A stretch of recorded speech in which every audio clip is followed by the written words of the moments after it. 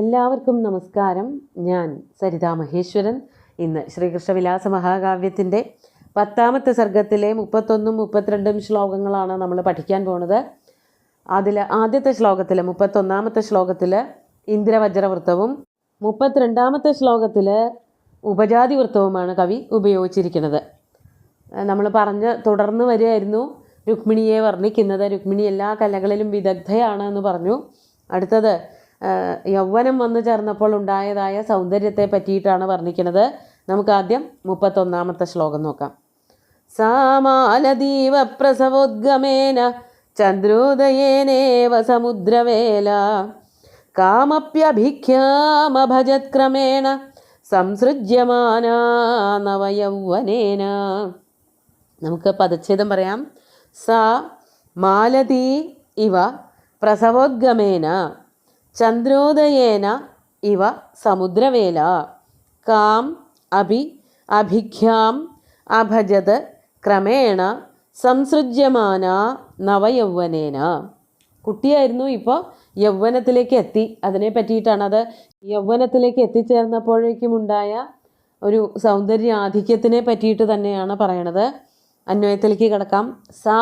സാ രുക്മിണി, ആ രുക്മിണിയാകട്ടെ പ്രസവോദ്ഗമേന മാലതി ഇവ. പ്രസവം എന്നുള്ളതിന് നമ്മൾ മലയാളത്തിൽ പറയണ പ്രസവം എന്ന് മാത്രമൊന്നുമല്ല അർത്ഥം.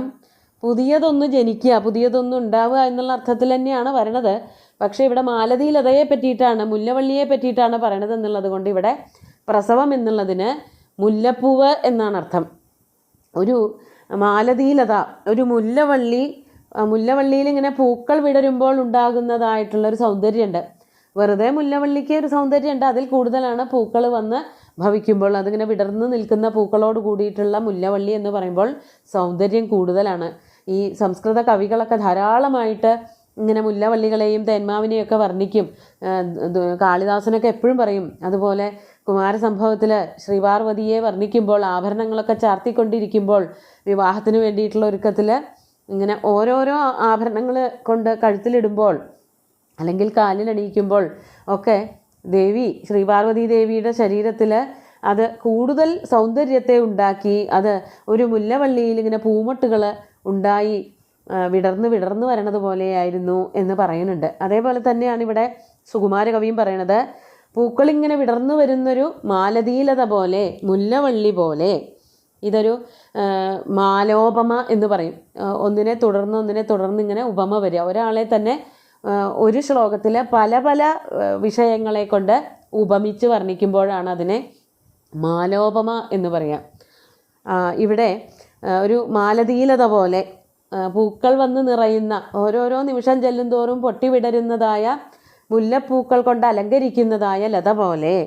മറ്റൊന്ന് ചന്ദ്രോദയേന സമുദ്രവേല ഇവ. ചന്ദ്രോദയം കൊണ്ട് സമുദ്രതീരം എന്ന പോലെ, അല്ലെങ്കിൽ തിരമാലകൾ എന്ന പോലെ. സമുദ്രത്തിൻ്റെ തിരമാലകൾക്ക് ചന്ദ്രനെ കാണുമ്പോൾ ഒരു ഉല്ലാസം കൂടുതലാണ്. അതിങ്ങനെ ഉയർന്ന് മുകളിലേക്ക് പൊന്തും. അതിനെ വേലിയേറ്റം എന്ന് പറയും. അത് ചന്ദ്രൻ പോകുമ്പോൾ താഴ്ന്നു പോവും, വേലി ഇറക്കവും വരും. അപ്പോൾ ആ ഒരു സമയത്ത് ചന്ദ്രൻ വന്നിങ്ങനെ മുഴുത്തിങ്കൾ ഉദിച്ചു നിൽക്കുമ്പോൾ എങ്ങനെയാണോ ഈ സമുദ്രത്തിലെ തിരമാലകൾ, തീരത്തോട് ചേരുമ്പോഴാണല്ലോ തിരമാലകളുള്ളത്, ആ തിരമാലകളൊക്കെ ഇങ്ങനെ ഉയർന്നു പൊങ്ങുന്നത്, അതുപോലെ ആ ഉയർച്ചയാണ് സൗന്ദര്യത്തിൻ്റെ ആധിക്യം. സൗന്ദര്യം ഇങ്ങനെ കൂടിക്കൂടി വരണതായിട്ടാണ് കവി പറയണത്. അതുപോലെ സമുദ്രവേലയെ പോലെ, സമുദ്രതീരം എന്നതുപോലെ നവയൗവനേന സംസൃജ്യമാന.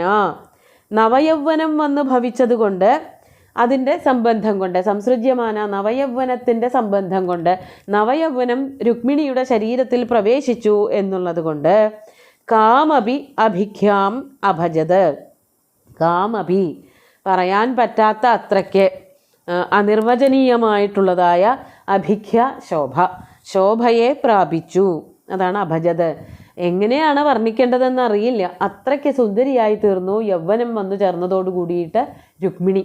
അതിന് തൽക്കാലം ഒരു ചെറിയ സാദൃശ്യം പറഞ്ഞതാണ്.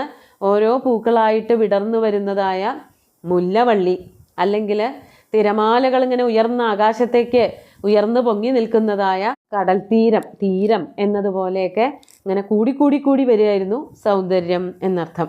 നമുക്ക് 32ാമത്തെ ശ്ലോകം കൂടി നോക്കാം. അതിൽ വരന്മാരെ അന്വേഷിക്കുന്ന കാര്യമാണ് പറയണത്.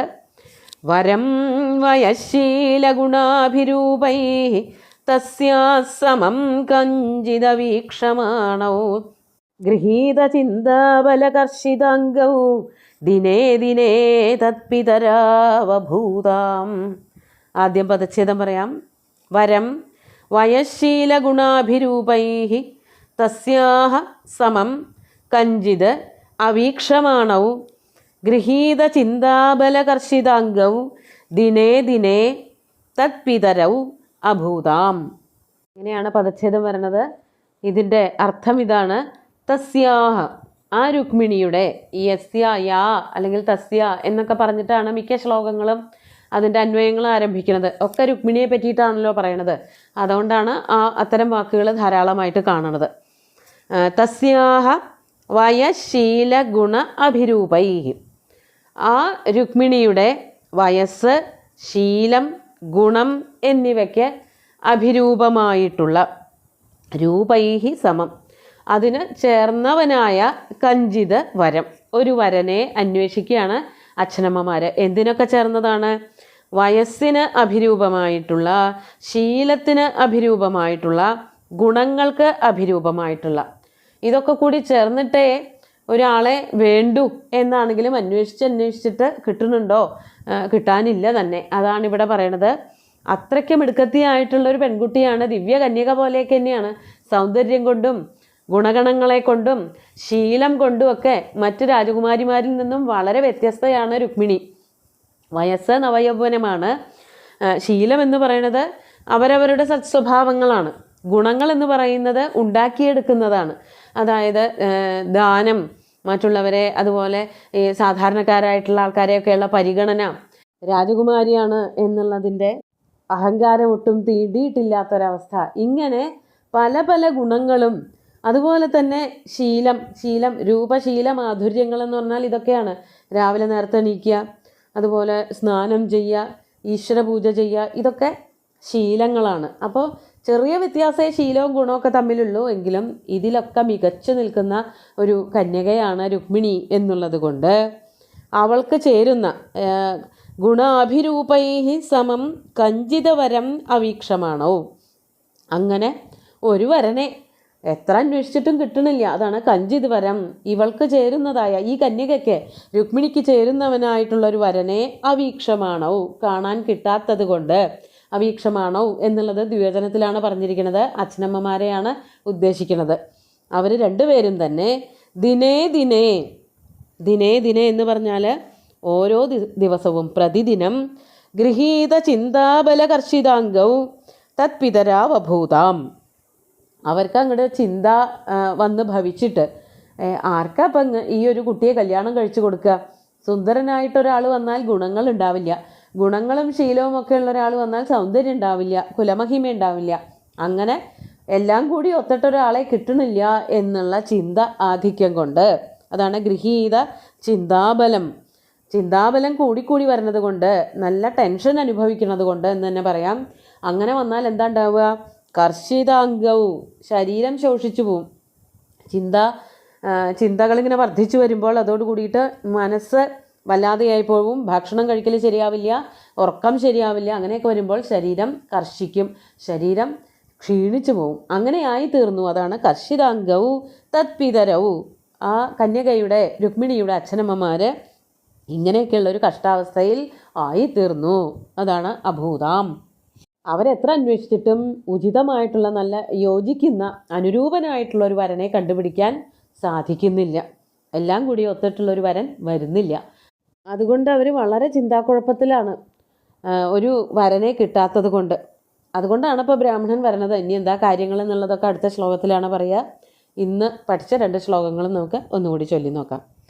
സാമാലദീപപ്രസവോദ്ഗമേന ചന്ദ്രോദയേനേവ സമുദ്രവേല കാമപ്യഭിഖ്യാമഭജത്ക്രമേണ സംസൃജ്യമാനാ നവയൗവനേന വരം വയശീലഗുണാഭിരൂപൈഃ തസ്യാസമം കഞ്ചിതവീക്ഷമാണൗ ഗൃഹീതചിന്താബലകർഷിതാംഗൗ ദിനേ ദിനേ തത്പിതരാവഭൂതാം. ഈ ഒരു ശ്ലോകത്തിൽ മാലോപമ എന്ന് പറഞ്ഞ അലങ്കാരം ഉണ്ടെന്ന് പറഞ്ഞു. പല പല ഉപമാലങ്കാരങ്ങളെ കൊണ്ട് ഒരാളെ, ഒരു സ്ത്രീയെ അല്ലെങ്കിൽ ഒരു പെൺകുട്ടിയെ വർണ്ണിക്കുക തന്നെയാണ് ഇവിടെ ചെയ്യണത്. അത് കൂടുതൽ ഭംഗി ഉണ്ടാക്കുക എന്നുള്ളത് കൊണ്ടാണ്. നമ്മൾ ഒരു സിനിമാ പാട്ടിൽ കേട്ടിട്ടുണ്ട്, അത് ONV.യുടെ രചനയായതുകൊണ്ട് ഈ പറഞ്ഞ അലങ്കാരങ്ങളൊക്കെ ഉണ്ടാവും. അതാണ് പവിഴം പോൽ പവിഴാധരം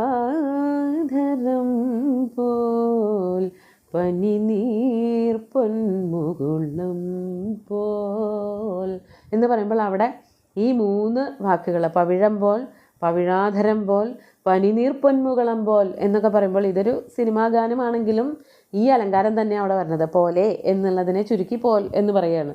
അപ്പോൾ ഇത്തരം പദപ്രയോഗങ്ങൾ സംസ്കൃതത്തിൽ ധാരാളമായിട്ടുണ്ട്. മലയാളത്തിലേക്ക് സ്വീകരിച്ചിട്ടുള്ള കവികളും ഉണ്ട്. പഴയ കവികളൊക്കെ ഇങ്ങനെയുള്ള സുന്ദരമായിട്ടുള്ള കൃതികൾ രചിച്ചിട്ടുണ്ട്. അപ്പോൾ ഇങ്ങനെയൊക്കെയുള്ള പ്രയോഗങ്ങൾ വരുമ്പോൾ അതിൻ്റെ ആധിക്യം, അതായത് രുക്മിണിയുടെ സൗന്ദര്യത്തിൻ്റെ ആധിക്യം വർണ്ണിക്കാൻ വേണ്ടിയിട്ടാണ് ഇത്രയ്ക്കധികം മാലയായിട്ട് ഉപമാലങ്കാരം പ്രയോഗിച്ചിരിക്കുന്നത്. സുന്ദരമായിട്ടുള്ള 2 ശ്ലോകങ്ങളും ഭഗവാന്റെ കാൽക്കൽ അർപ്പിച്ചുകൊണ്ട് ഗുരുവായൂരപ്പനെ സാഷ്ടാംഗം നമസ്കരിച്ചുകൊണ്ട് എല്ലാവർക്കും ശുഭദിനം നേർന്ന് നിർത്തട്ടെ. നന്ദി.